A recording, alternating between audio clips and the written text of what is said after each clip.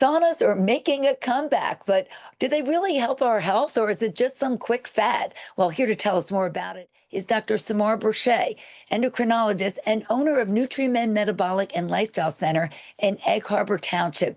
So we're sorting fact from fiction here. Are there real metabolic or heart health benefits to using a sauna?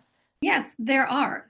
Most of the strongest data comes from a Finnish study showing that regular sauna use of about 3 to 4 times a week is associated with a lower cardiovascular mortality, improved blood pressure, and vascular flexibility.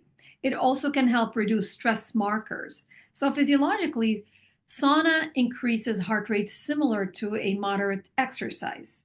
It improves circulation and may enhance endothelial function and activates heart shock proteins, which are small proteins that help with cellular repair. However, it does not replace exercise. Who should be cautious about going into a sauna? And also, how often should we go into a sauna for the benefits? So, going into a sauna for about 3 to 4 times per week is found beneficial, at least from this Finnish study. Who should avoid it? Anybody with heart disease and anybody who is pregnant. I would consult with your physician first.